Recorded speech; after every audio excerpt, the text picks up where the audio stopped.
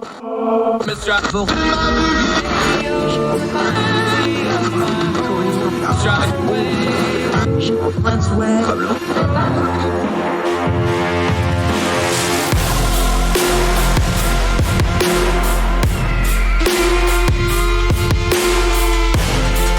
your host, Andrew Donaldson.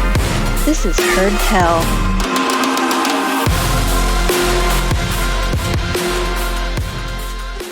Welcome back to Heard Tell. Thank you so much for giving us the most precious thing you have, your time, as we continue to do what we always try to do, turn down the noise of the news cycle, get the information we can actually use to discern the times we live in. And Congress has been all over the news, so let's turn down the noise on that. We're going to talk to our buddy Eric Garcia, Congressional Correspondent, Washington Bureau Chief for the Independent, Chief Congressional Correspondent. We've had him on a bunch of times. We talk to him all the time. I want to take a second on how we cover Congress and what we think of Congress before we get into it with Eric, because here's the thing. I try not to just sit here and spout off my opinion on things. Now, it's my opinion, but I do try to learn things. I read coverage. I actually talk to people who cover things. So like something like Congress, there's people like Eric and others who I try to talk to. I'll ask them questions like, hey, what did this really happen this way? Or is this how this person really thinks? So when we talk about Congress, it's because you want to talk to people that cover Congress, not just people that sit and regurgitate whatever they see on the news. Congressional reporters are a special kind of reporting because they're in the hallways, they're in the tunnels, they're in the stairways, they're in the committee meetings.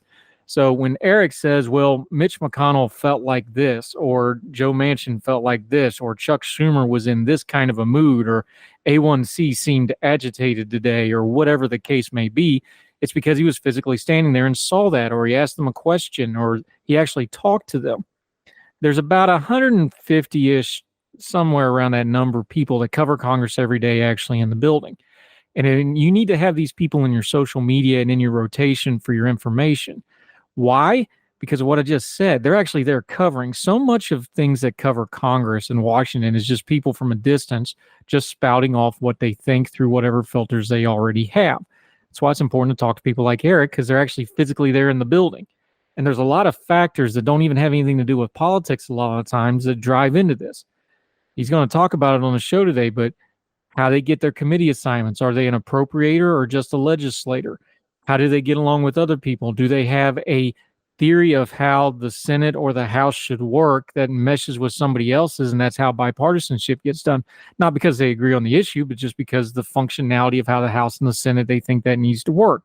How dysfunction plays into that, and how the very old game of posturing nationally while legislating locally to try to send money back home is kind of the secret sauce to being a successful politician in national office when it comes to having a congressional seat or a Senate. Also going to talk about things like how your congressional office or Senate office is ran has a big deal to do with the Senate and the House in an election year. And then the other thing we're going to get into is how in an election year, we're about to see some generational change. We're seeing it in the House already. We're getting ready to see it in the Senate. Big changes coming, in the fact that we're going to, no matter who wins, whether it's Trump or Biden, we're going to elect a lame duck president, which is going to put a lot of pressure on Congress. Congress is the dysfunctional piece that really stirs the dysfunctional drink in our country right now. It just does. If you read almost all the Supreme Court stuff, the real hot button cases, if there was a theme to the Roberts courts, it would be Congress executive branch has way too much power because Congress doesn't reel them in. Spending and debit issues, that all goes through Congress. They have the power of the purse. And here's the thing about Congress that we got to keep in mind. It's easy to bang on them. But Congress, especially the House of Representatives and then the Senate a little less so, is the branch of the federal government we, you, me, the voting public, have the most control over, because we're voting on the House of Representatives every 2 years and a third of the Senate every 2 years. We have the most control over them. And yet we very rarely seem to want to exercise that control and our own influence. So yeah, it's easy to bang on Congress. Yes, they deserve it.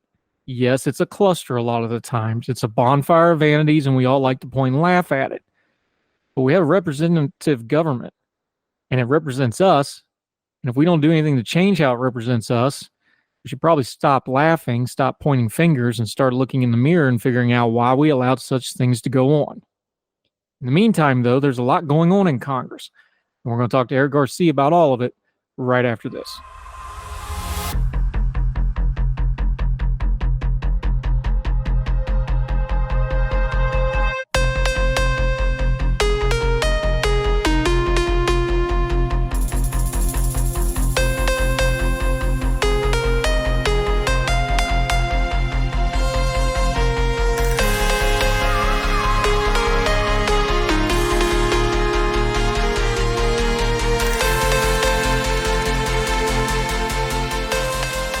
Welcome back to Heard Tell. Okay, as you've heard tell, there's a lot of mess going on in Congress. They are back from a recess, and they picked up right where they left off. Does feel like things have maybe changed just a little bit. Let's go to our man inside Washington. He's the Washington bureau chief, senior correspondent for The Independent, does all kinds of great things. He's also wrote one book on autism, writing a second one. I don't know how he has the time to do so, but we sure do appreciate him. Eric Garcia, how are you, sir? Doing all right. How you doing?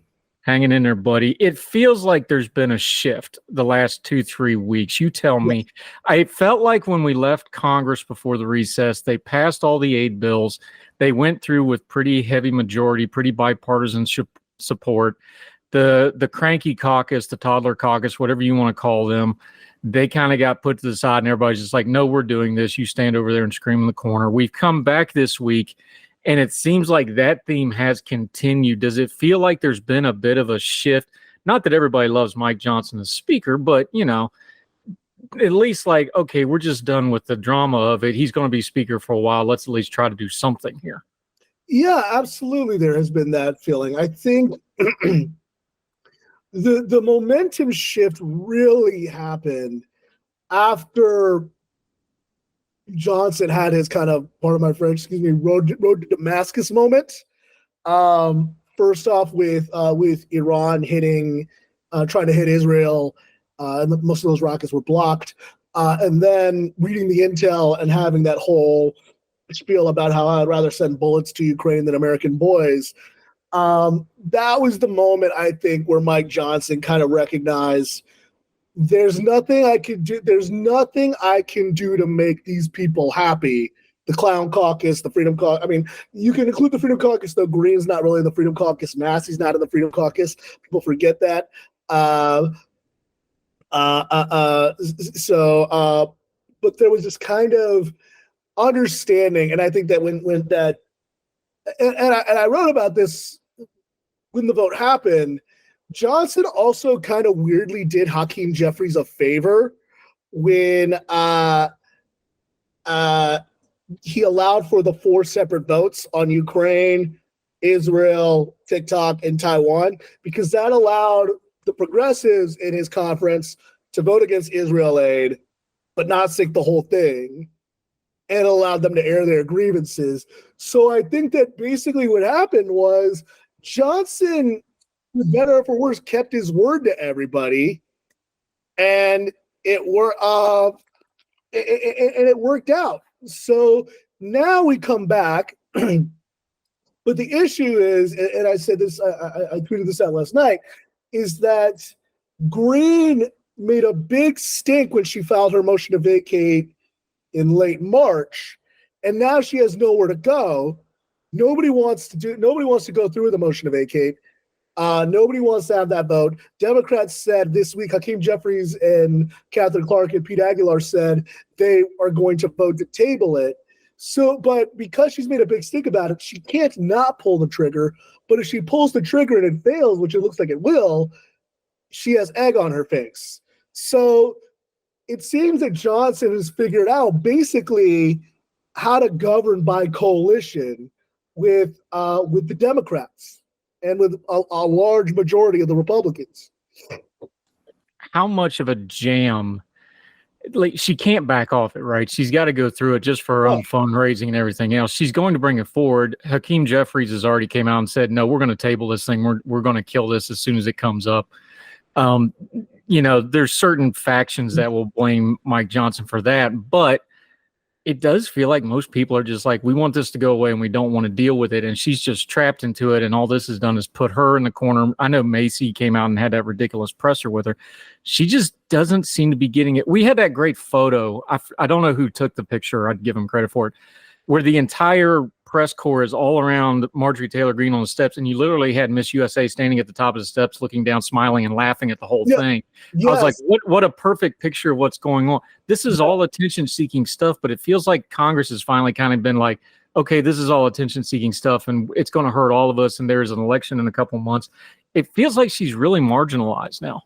Absolutely, and I think that that's absolutely intentional. So, I mean, a perfect example of this. Yesterday, there was a vote on the a vote for anti-Semitism on campus, and it was sponsored by Representative Mike Lawler, who is a Republican from a district that voted for Joe Biden.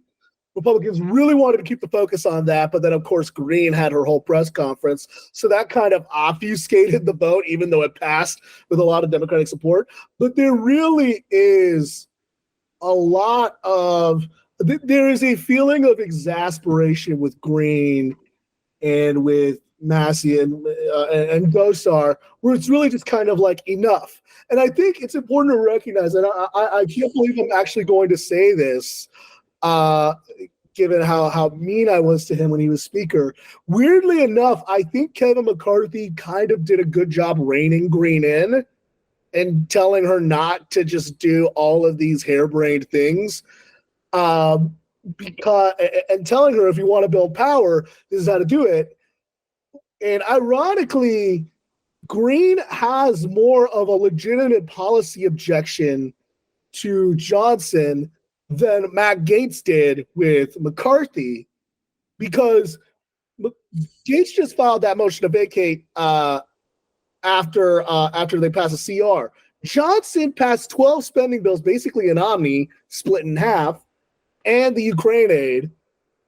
But even a lot of the Republicans who voted to get rid of McCarthy, like Tim Burchett, Nancy Mace, Matt Rosedale, don't seem interested in doing this. She really is a marginalized figure at this point. That anti-Semitism vote, or whatever you want to call the campus bill that they passed, that one was really interesting. Punchbowl talked about it at length this morning. If you don't read Punchbowl News, you need to. It's one of the best things you can read for yourself. They went into detail. The Democratic leadership was all on board for this thing, all of them. Clark was in it. Aguilar was on it. Hakeem Jeffries was on it. But there's a feeling that that's also put them in a little bit of a bind. So one stage, you've got the Republicans who've got their crazy caucus and the Marjorie Taylor Greenes and the Masseys and them to deal with. What about the Democratic side? Do they have a rift with their progressive wing? Are they having problems with them right now? The squad's kind of been a little quieter before this protest stuff kicked up. I know what the media and the normal suspects are pressing, but inside the caucus, is it tension? Is it problems? Or is it just, well, we know what this is and we have to kind of stay between the lines, keep everybody happy here? There is really, I think, I don't want to say, it hasn't boiled over yet, but it is definitely simmering. And I should say that it doesn't fall, because I think that a lot of the progressive squad says that, well, the AIPAC opposition to progressives is rooted in anti-Black racism. And there's some truth to that, but not a lot of truth, because, for example, Ricky Torres, who's Black and Latino, is a big supporter of Israel. And Hakeem Jeffries is also, House Minority Leader, likely to be the first Black Speaker of the House, is a major supporter of Israel. And then conversely, you have a lot of Jewish Democrats like Sarah Jacobs and Becca Balint, who voted against that the campus bill, the anti-Semitism bill, the protest bill, whatever you want to call it. And they're both Jewish. And then Jamie Raskin, also, who is Jewish, who represents the suburbs of Maryland, the suburbs of DC, which are very Jewish, supports the ceasefire in Gaza. So it doesn't fall along neat identity or ideological lines, I should say. But there definitely is a rift. And this is something, and Andrew, you've seen me say this all the time. The difference within the GOP is mostly about tactics. Most of them agree they want to restrict immigration, they want to cut taxes, they want Trump reelected. Democrats have legitimate policy differences, but like with Republicans, it's just like, are we going to impeach Joe Biden? Are we going to do this with or without the rule? Democrats, there are legitimate policy differences on Israel, on foreign policy, on taxes, on energy, but there really is starting to, I think, see this simmering tension boil over. You saw it with AOC and Jared Moskowitz. They got into a little Twitter tiff last week because of Bernie Sanders, and Jared Moskowitz liked a tweet that said for AOC to F off. So that tension is there. And, 55 Democrats voted against the Israel aid portion of the foreign aid bill. A large amount, I think, of Democrats voted against the campus bill yesterday. So it's there. And that's going to be a real test for Hakeem Jeffries. It's probably going to be the first big test for him, because for the longest time, he's been able to keep everybody in the tent, and he's been able to do what Nancy Pelosi did and just keep them as a block. So that's going to be a real test for him. Yeah, Hakeem Jeffries, he's had a little bit of an easy job, like you said, because he can just stay out of the way and let the Republicans look like chaos. So he's had a bit of an easy ride since he's taken the reins here. But now he is in the minutia of it. He's having to pick his spots, like just this week, saying we're going to come out, hey, we're going to make sure that this tabled motion to keep Mike Johnson as speaker, we're going to make sure that dies. Not everybody in his caucus was thrilled at that. They would have read it. He's made a tactical decision there. He's dealing with things like the squad. He's setting up some legislation between now and Election Day, 180 odd days, whatever we're at right now. 186. How's he looking tactically? What's the feeling of not just keeping everybody in line, because that's one part of being, a potential speaker and a minority leader, whatever role you have. That's one part of it, just keeping everybody in line. The other is pushing forward stuff that keeps everybody happy. Where's he at on that? I think at this point he is trying to figure out what that medium is. I think that one of the things that both Nancy Pelosi and Joe Biden were incredibly good at doing, and Joe Biden obviously still good at doing, is finding the median of wherever the Democratic Party is and going with that route. And I think that Jeffries is trying to figure out what that looks like. So, for example, they had the tax bill earlier this year that had the expanded child tax credit. Even though a lot of progressives didn't like it because of the corporate giveaways, most Democrats liked it because it had an expanded child tax credit. You're going, by virtue of him being minority leader, minority leaders can't really force vote like the way they do in the Senate. Being in the House minority really doesn't have a lot of perks. So at this point, what he's really focusing on is, I think, the power of the pulpit and messaging and keeping everybody in line. He's famous for saying we're a coalition, not a cult. So as of right now, I can't really say what he's focused on, what policy thinks he's focused on, because I think a lot of it is contingent on, can he get the necessary votes? They only need a few seats to flip. And if the New York Democratic Party does its job, and if the California Democratic Party does its job, he'll be Speaker of the House next year.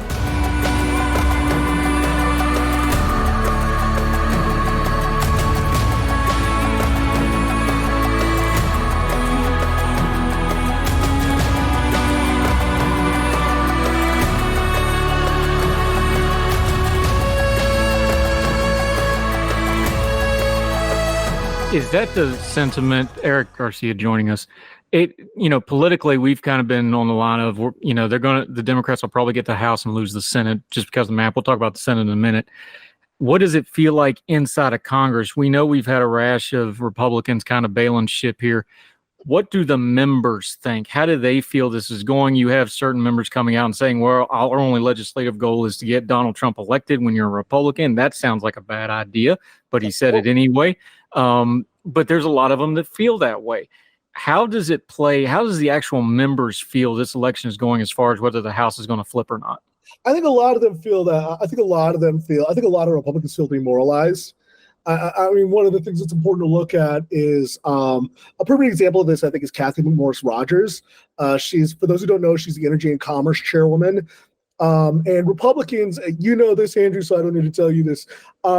Republicans cap the amount of years that terms you could be a chair to 4 years. McMorris Rodgers helped usher through the bill to ban TikTok through unanimous support. She was former conference chairwoman. She had, if she wanted to, another 2 years as chairwoman or ranking member, and she bailed.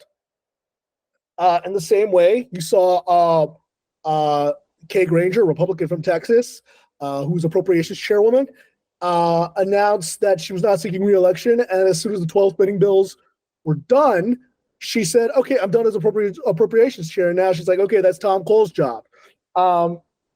There really is a feeling of heading for the exits. And I think a lot of it is there are still a lot of hard feelings from October. And there are a lot of hard feelings. There's a feeling of, if you see members of the majority party heading for the exits, that usually is an indicator that they feel they're going to lose. And also, I think it's important to see not just the number of people who are leaving, but the types of people who are leaving. So Patrick McHenry, the man who was Speaker pro tempore, chairman of the House Financial Services Committee, so therefore very close with Wall Street, is saying adios. We saw Mike Gallagher, the chairman of the China subcommittee, say, "I'm done. I don't want anything to do with this." Even cranky old Ken Buck said, "I've had enough of this." So it's the type of members, the members who want to get stuff done, the ones who don't gesticulate and grandstand, who are staying in, and who are leaving, and it's the ones who like to grandstand, who like to posture, that are staying in. Chip Roy's not leaving. Thomas Massey isn't leaving. Margie isn't leaving. We'll see what happens with Lauren Boebert in her primary, but she doesn't want to leave. Is there a feeling that on the Republican side that they're just stuck with those people? When you see the more moderate people or the just get stuff done folks, it's not that they aren't, maybe pro-Trump or whatever else, but they at least want to legislate in some respect, whatever spectrum they fall on. Does it feel like that there's just no hope on the Republican Party side of how to deal with people like that? They seem like they've got the Democratic Party's got some radicals that they got to deal with once in a while, but they still seem to function. This seems like it's just shutting down the whole GOP caucus over and over and over again. The only reason it's not going to this time is because the Democrats are stepping in. That, for somebody that's not political, that just looks like chaos. And that's a bad look. It does. And I think most Republicans, even though they won't openly admit it, but they realize the get stuff done caucus, or the ones who will actually want to govern, just saying nothing of the Republicans who are in districts that voted for Joe Biden, so they need to get stuff done. They implicitly kind of admit, they implicitly kind of, with a wink and a nod, say, yeah, we're basically in a coalition government. Garrett Graves, who was Kevin McCarthy's chief negotiator on the budget, on the debt ceiling negotiations, said in, I think, December, yeah, we basically are in a coalition with the Democrats. There's nothing we could do.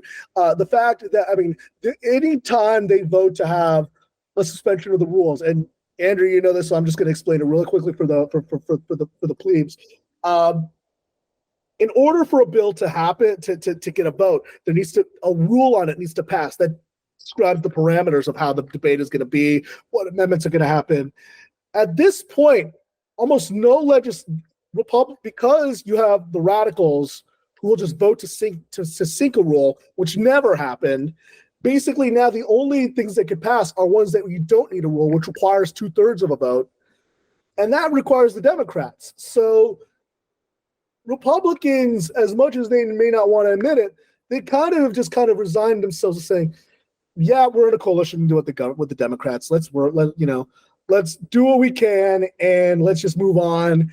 And let's hope we can. They say they hope that they can add to their majority, but I think that they also recognize, just structurally, just given the fact that they got lucky in California and New York because the California Democratic Party and the New York Democratic Party were lazy. They recognize that they probably are going to lose. On top of that, you got folks like Juan Ciscomani in Arizona who got lucky. So there's just this feeling of. And then I think it is Chavez de Raymer, who also got lucky just because of an internecine feud with the Democrats. There's just kind of this feeling of, okay, let's take our licks and let's move on.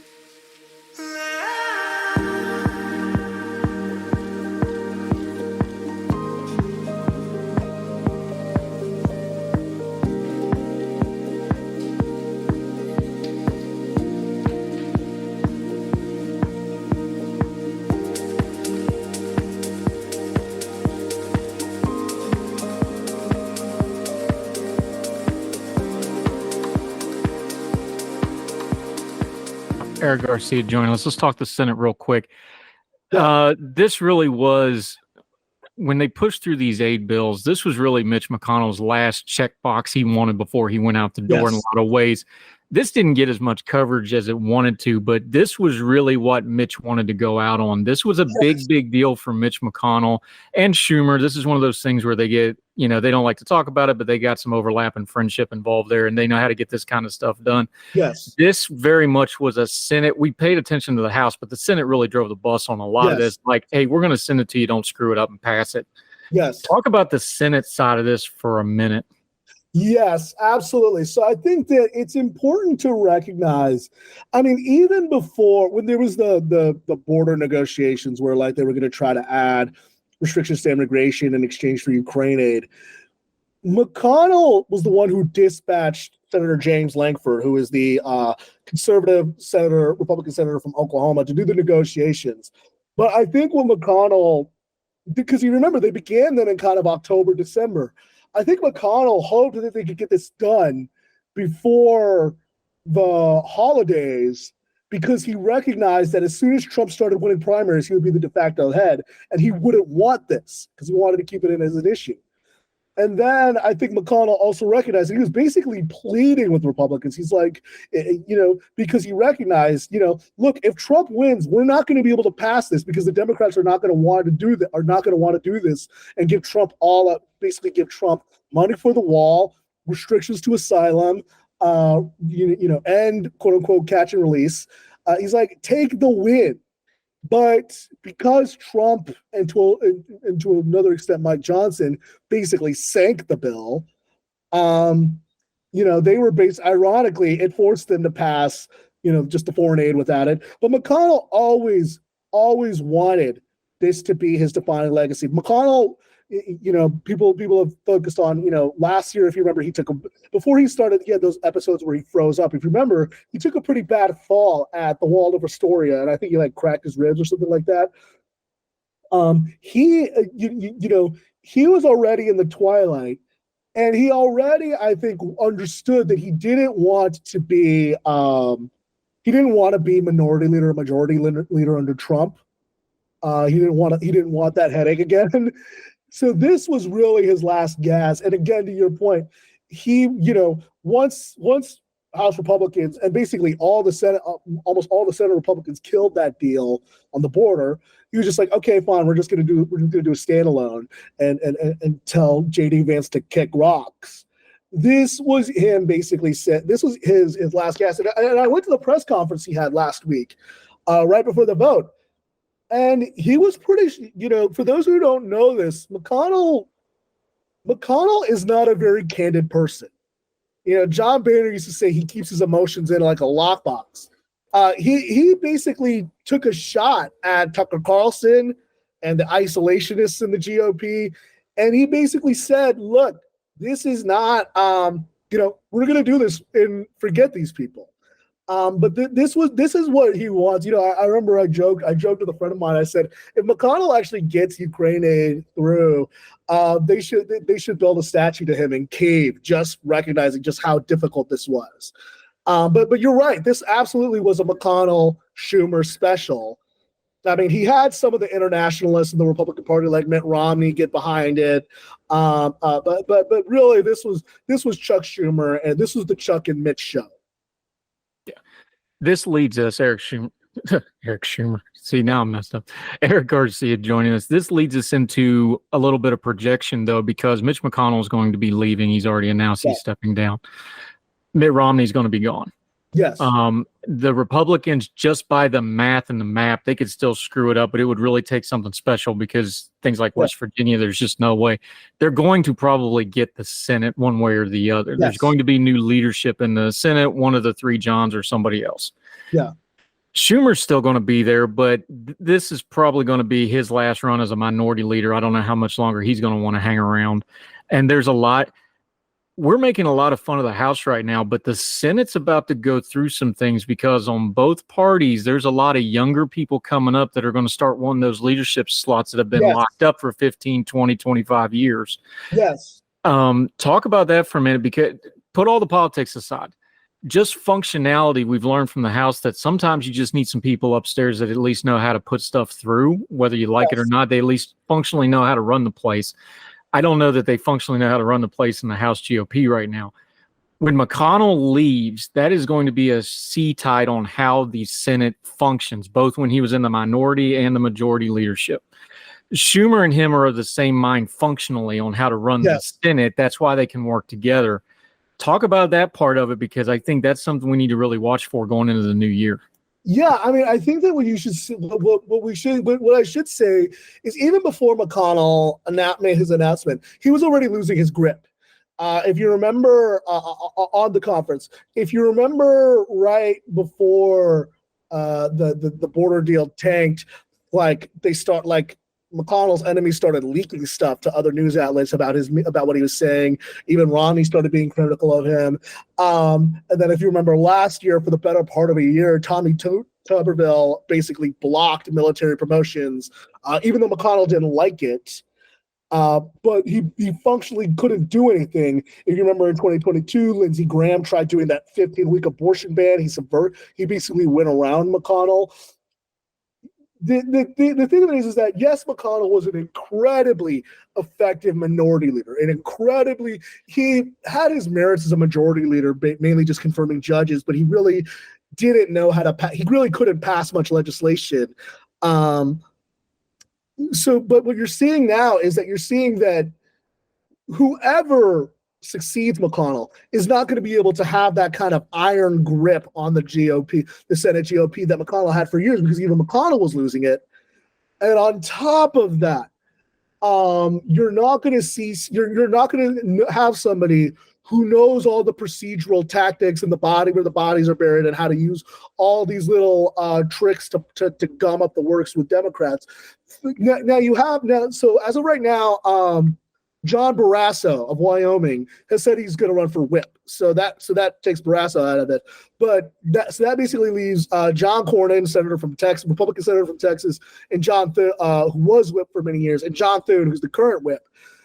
Both of these guys, I should say, Thune was a congressman for a long time. He knocked off a Senate Majority Leader in Tom Daschle. He's very much a very staid guy. John Cornyn has a lot more money behind him, the Texas oil money, and he knows how to do procedure. He's on Judiciary Committee. He passed the gun bill with Kyrsten Sinema and Chris Murphy. These two guys, I mean, he very much was a Bush Republican in Texas when there still were Bush Republicans. They still kind of know how to govern. The question is how they're going to do this without having the training wheels with Mitch McConnell, and if they're going to be able to control your Josh Hawleys, your J.D. Vances, your Tommy Tubervilles, your John Kennedys, with the same kind of acuity that Mitch McConnell had. I don't think they're going to be able to do that, because now there are so many right-wing media outlets. They could tweet about it. They could go on Newsmax. They could go on OAN. They could go on Steve Bannon's show, and they could completely subvert things. So there's no longer those kind of uniform chains of command like there used to be.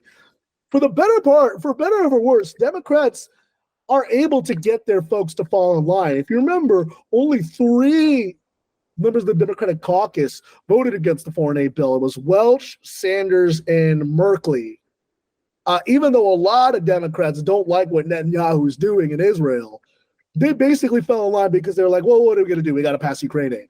So it's going to be very different under the Senate Republican caucus. And as you said, there's not going to be a John McCain. There's not going to be, if Trump wins, let's just say Trump wins, because polling shows right now he's in the lead. There's not going to be a John McCain. There's not going to be a Bob Corker. There's not going to be a Mitt Romney. There's not going to be somebody who reins in Trump or who says, no, Mr. President, we're not doing this. Lisa Murkowski is going to be there still. Susan Collins is going to be there still. But they don't want to talk about Trump. They don't want to defy Trump.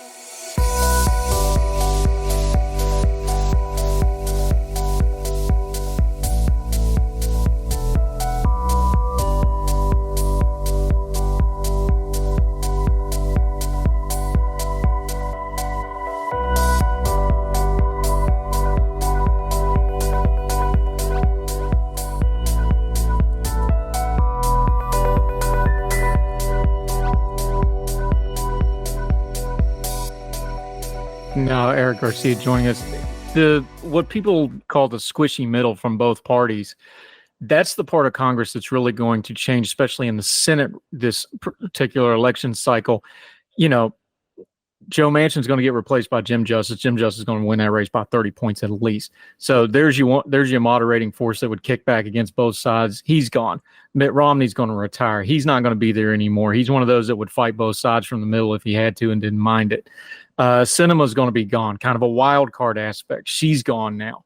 There's a lot of those people where you could just get 4 or 5 people together and do some stuff that are going to be gone. Not just the switching of who's got the majority now, just a lot of those kind of folks that would, okay, well, I'm willing to give on this and do it. Those folks are going to be gone. Not just the leadership, just rank and file. And that means people like the J.D. Vances of the world are going to have more, say Cotton's not going to be able to be sidelined because nobody's going to have the sway to overtalk him. You're just going to get those people louder now with those middle folks gone, aren't you? Yeah, you are. I mean, and that's not to say that there are that everybody's gone. Like, I mean, you still have Todd Young on the Republican side who can work with Democrats for the infrastructure bill. You still have Bill Cassidy. You still have Lisa Murkowski. On the Democratic side, you still have folks like John Tester, Patty Murray. You still have Chris Coons. Even someone like a Chris Murphy, as progressive as he is, he can still work with it. You still have someone like Amy Klobuchar, chairwoman of the Rules Committee. You still have those folks. It's just going to be they have smaller margins. There's a joke in Washington, and this joke, Andrew. There are 3 parties, really. There's Democrats, there's Republicans, and there's appropriators. These are the people who, once everybody cries it out and is put down for a bottle on a nap, they go behind closed doors and they write the budget. Those folks are still going to be there. They're just going to be fewer and further between. And what I think is also going to happen is that the folks who really who get stuff done, they're going to need to outwardly present as hyper-partisan posturers. But then, in order for them to get the stuff done they really want to do. I think a perfect example of this, look, everybody made fun of Katie Britt after her State of the Union response. But what a lot of people missed was in the most recent round of spending bills, she sits on appropriations. She brought home millions of dollars for Alabama, which is one of the poorest states, but she brought home money for roads, for HBCUs, for community centers.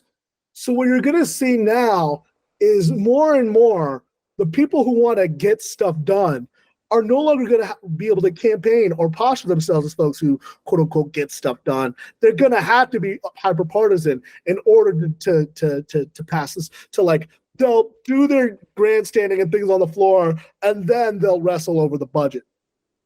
Yeah, that's the old Robert C. Byrd method of you rail against Washington while making sure Washington sends you lots and lots of money back home. That's the trick to being a successful U.S. senator and a congressman, for that matter. Yeah, exactly. Well, congressman, the other thing about a congressman, this is a little off topic, but we need to hit it since I brought it up. One of the biggest ways to make sure you get reelected is a congressional office is functional and people can get a hold of it. And people don't talk about that a lot.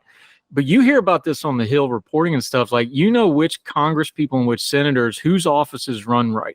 If you call Joe Manchin's office to this day, even with him retiring, you're going to get a phone call back. Yes. There's a lot. If you want to stay successful in Congress, your office has to function so you get word of mouth. That's one of those political things that people don't really talk about, but in an election year makes a big difference. Yeah, absolutely. I mean, a lot of people thought that Madison Cawthorn got yeeted because of the cocaine and orgies comment. Really what happened, and this, is that he abandoned his old district and tried to run in a different district. He closed his old offices so that a lot of people in Western North Carolina, which, is a very poor part of the state, couldn't get their VA claims handled, couldn't get their Social Security checks handled, couldn't get an expedited passport. Whereas, I joke, I all the time that I'm like, look, say what you will about Sheila Jackson Lee and about how much she abuses her staff. If a constituent in Houston, Texas needs an expedited passport, they're going to get it tomorrow. Say what we talked about the squad a little bit earlier. Summer Lee just won her primary. And what was interesting is that as much as people wanted to make it about Israel, her staff told me, basically, we won this because we did casework. With pipes, with lead pipes, with getting money back, with bringing back money in the spending bills. with VA claims. That was how she won. Conversely, another person, say what you will, what you're seeing now with Lauren Boebert, our friend over in Colorado. One of the big challenges and one of the reasons why she's in trouble is the reason why she bounced from her old district is that her old district didn't like her. They thought she was focused too much on Washington and getting on national TV in between going to go see Beetlejuice. And the other, it was, now she's going to another district where she, I had to say it. And the other is now she's in a completely different district where she has no ties, where she has no connections. Whereas, say what you will, you talked about Joe Manchin. We could also talk about about other Republicans who at least Stefanik will vote no against spending bills and then brag about how she got a lot of money for northern New York. The folks who get reelected, Democrat and Republican, are the ones who take the case calls, are the ones who get help the blue hairs get their Social Security checks, are the ones who help, who make sure that, kids' education claims or Pell Grants are handled. Say what you will about AOC. The reason why she's going to win her primary overwhelmingly is if you call her office in the Bronx, you're going to get a phone, you're going to get a call back. Another reason why, so that's what's going to happen. Yeah. Eric Garcia joining us. Okay. We talked about margins in the House. Let's say the Senate does go Republican, which just mathematically and geography is what's really driving this. It's not even political.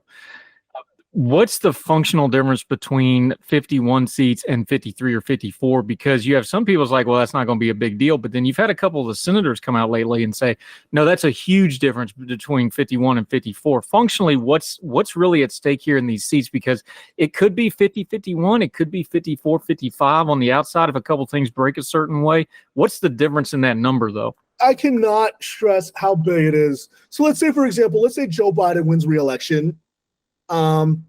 The Democrats keep the House and Republicans get the Senate. Let's say there's 53, 54 seats. Let's say Ohio, Montana, and Wisconsin flip, or Nevada flips, or Maryland flips, which is entirely possible. That means it's all that much more difficult for Joe Biden to get judicial confirmations or cabinet officials to get confirmed. That makes it much harder. That allows Republicans in the Senate to play hardball with Democrats on the budget and force Biden's hand on some spending cuts. Biden, for better or for worse, has even though Republicans control the House, because of the tight margin in the House, he's basically rolled the Republicans on a lot of stuff. He hasn't had to give any major policy concessions. A Republican Senate could block a Democratic budget from the House. And then conversely, what happens, we were talking about earlier with whoever succeeds Mitch McConnell.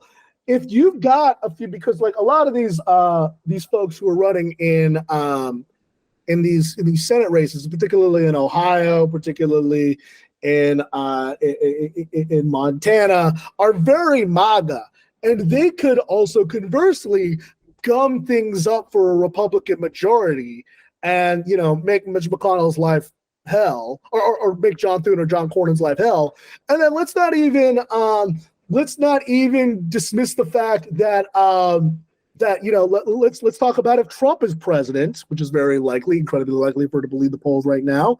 That means that these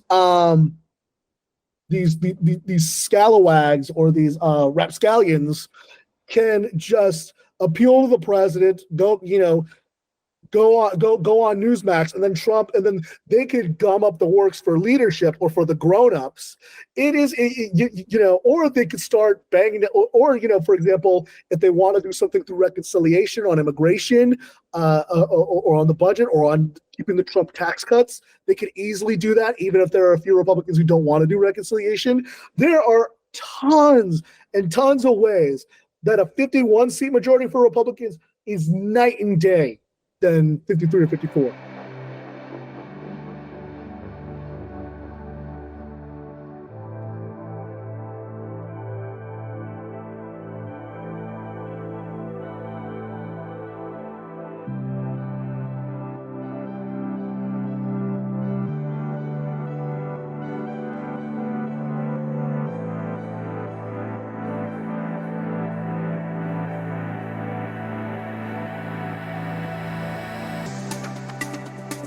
Yeah, Eric Garcia. I want to end this by kind of going back to where we started. It's an election year. We've talked about the generational changes that are coming to the Senate. We're already watching it in the House because Hakeem Jeffries has already stepped up, even though Nancy Pelosi is still there, but she relinquished leadership. One of the ways you get generational changes is when you don't have steady leadership at the top. I think one of the things that's really not been talked about enough is no matter which way this election breaks is we're getting a lame duck president. We are, yes. I don't think enough people understand in Congress, in politics, in the way Washington is power structured, whoever wins, whether it's Trump or Biden, the second they win the new election cycle and the new power struggle is going to start immediately because they're both automatically lame ducks. I don't think there's going to be any grace period for either one of these two. And I think that's going to speed up some of this political and generational change we're talking about a lot faster than people are thinking about it. And I haven't heard a lot of people talking about that.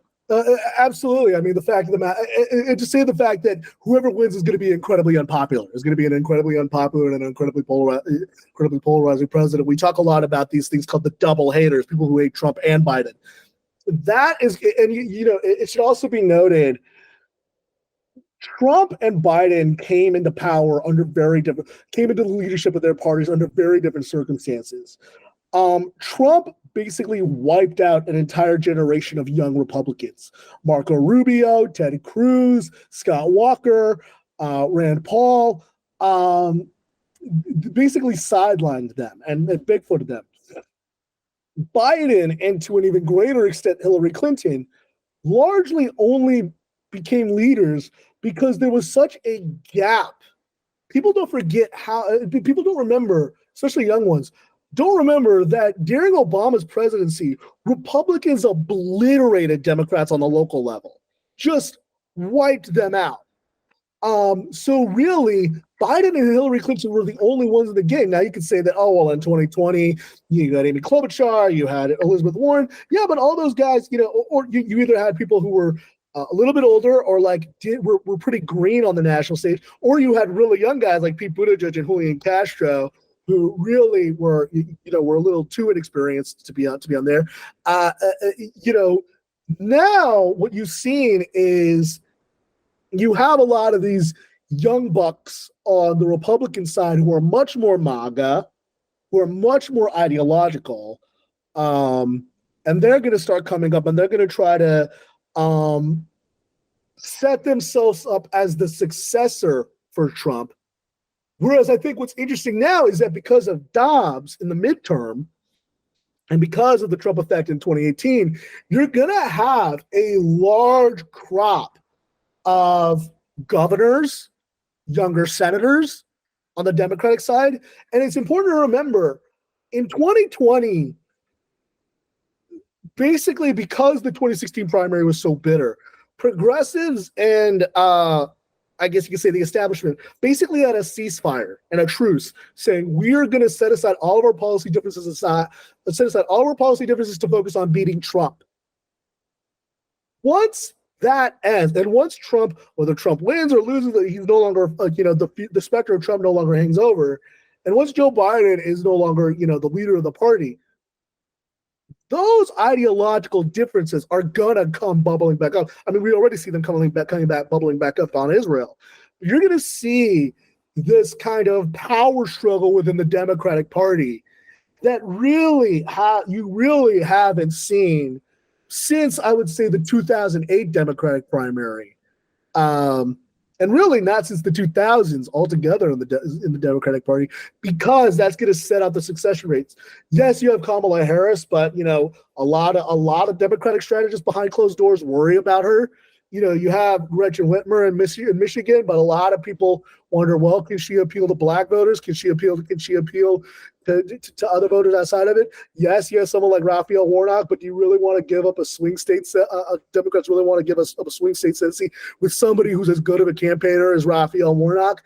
There is not going to, these are going to be legitimate policy, political fights that you're going to see, to say nothing of the fact that you're going to want to see the GOP establishment want to wrest back power, but then you have your Hawleys, your Vances, but then you also don't have, Republicans are now kind of in the same spot the Democrats were in 2016, where they don't really have somebody on the bench. There's no bench at all. It's been wiped out. Yeah. No, Exactly. and the thing with the bench is, Joe Biden won because everybody kind of looked into the abyss in the Democratic primary and went, no, we're not doing this, and ran, not walked to the polls for Joe Biden. Yes. And when you look at the crop of folks that's going to run for the Democratic in 2028, the Illinois governor is going to run. He's got enough money. He can do it on his own. Yeah. You've got some real outliers.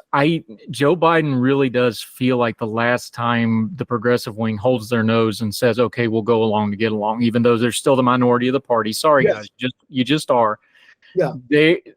They want the reins, and I don't think they're going to give them up this next time around. No, but they don't have anybody to take it either. They don't have. So what do they do? Nobody in the Democratic Party has set up themselves as the mantle bearer of the left yet. Somebody hold on, time out. What is left? They probably need to take one step back and go, what is this new left? Because the joke used to be the center of the Democratic Party is whatever Joe Biden said this morning, and that was before he was president. He was always the middle, right? He was the floater, right? Well, he's floated way to the left of where he started out, even during the Obama years, if you go listen. Don't they need to have a conversation of what is this new modern, because a lot of the old stuff of the Democratic Party, yeah. Because you're losing a lot of the union folks to the MAGA folks. The Israel question is a real dividing point, especially places like New York, where power base of the Democratic Party for decades and centuries, really. That's a dividing issue. What is this new Democratic Party going to look like? They got to kind of figure that part out before they go forward. I mean, the Republicans got to figure out, are we going to stay Trump, or are we going to, gain our minds back?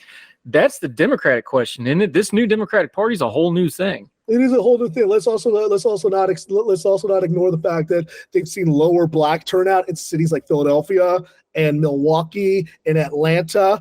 The Democratic Party is becoming a lot whiter and becoming a lot richer and a lot more college educated than it was, in the Democratic Party that my grandmother, who adored Franklin Roosevelt, did, or my old yellow dog Democrat late grandmother on my father's side. It is a very, very different Democratic Party. It's a Democratic, so they are going to need to have those come to Jesus moments. I think that what you're going to see on the Israel thing, I think what you see now is you see some folks like Jamie Raskin and folks say, I still support Israel, but there needs to be, or Chuck Schumer say, but this right-wing racist government of Israel needs to go. I think that's going to start to be the median of where the Democratic Party is. On economics, it's going to be, I think you've seen really, even Joe Manchin supports taxing the hell out of millionaires. When it comes to you see Democrats almost universally in support of abortion rights now. Guns, they're still kind of divided on assault weapons versus background, but almost all of them support background checks.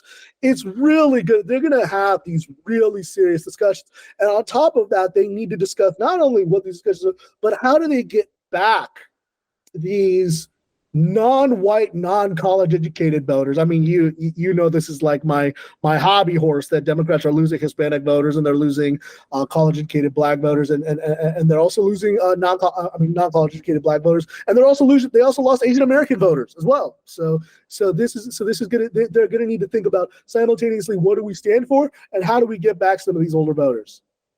Yeah, and demographically, we'll talk about some other time. You want to talk about some of those swinging national election, Hispanics going Republican by 20-25% and going 35-40%. There's a huge national swing that could possibly be coming in the next few years if they're not real careful. Yeah, the Democrats are going to be in for a rude awakening. I mean, I've been saying this. I've been saying this. Democrats are in for a rude awakening if Trump on election night gains the lead in the Silver State of Nevada. That's going to send a lot of people into a tizzy. Yeah, Nevada's a complicated. I lived in Vegas for a couple of years. I got an up close and personal of the politics out there. Yeah. It's its own beast, but it's really going to be an interesting state this year. People keep an eye on that. Eric Garcia, we love talking to you. We love the insight. Real quick, let folks know what you got going on. You're writing another book. You sadist. What are you doing? What are you doing with your free? It's going to cut into your guitar playing, my friend, but writing a new book, let people know what you got going on. We're going to link to his new piece on Marjorie Taylor Greene in The Independent. Let folks know how to keep up with you. You follow me at The Independent. We have a newsletter that comes out every weeknight inside Washington. comes out at 6 p.m. because Ronald Reagan used to say that him and Tip O'Neill were friends at 6 p.m. So it's your nightcap for the night. We got my column at MSNBC. My book, We're Not Broken, Changing the Autism Conversation, you could buy in bookstores everywhere. I'm working on a second book about autism and masculinity. That is set to come out in January 2026. But as always, I will be, you can catch me on the campaign trail. You can always DM me, and I'll be keeping you updated. Thanks for having me. Yeah, Congress is going to be real interesting the rest of this year and an election year. So make sure you got good folks like Eric in your rotation. Buddy, I appreciate you. We'll talk again soon. Appreciate you. Thank you, sir.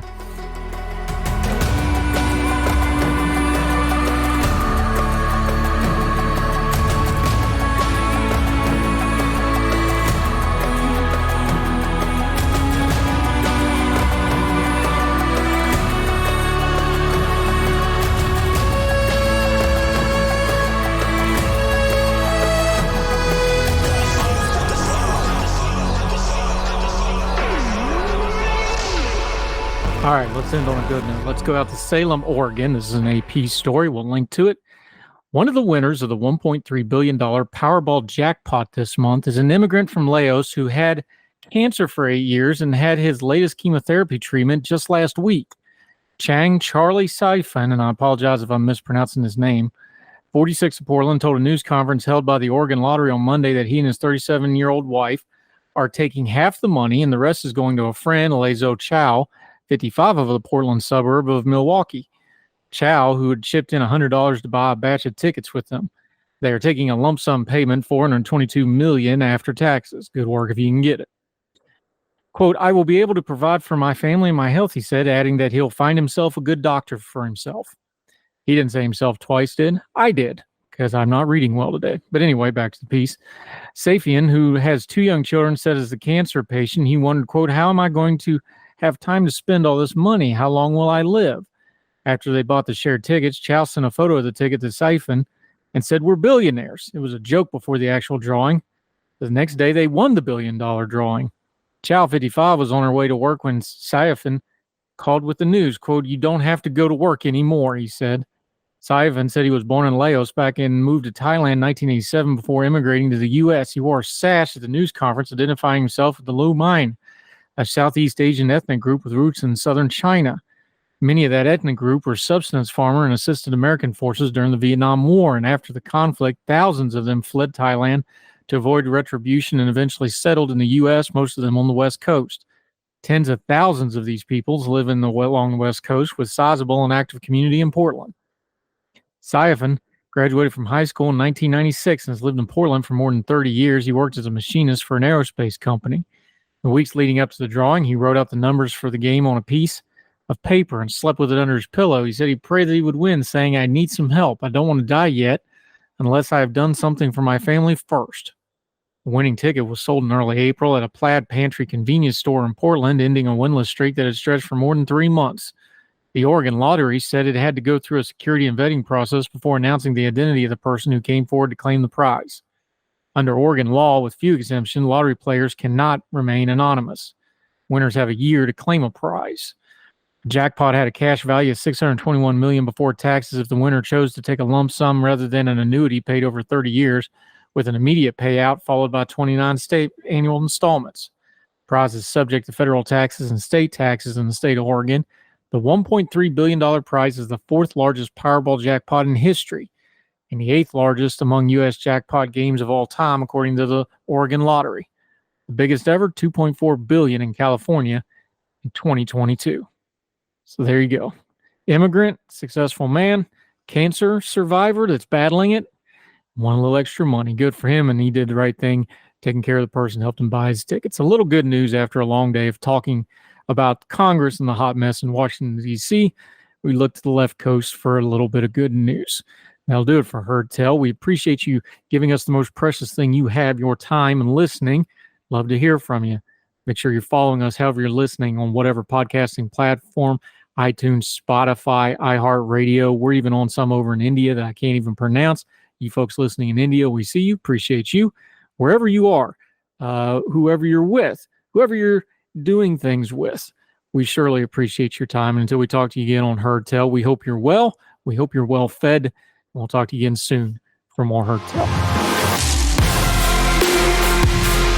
All the music on Heard Tell is provided under a Creative Content license from monstercat.com. Somos la máquina.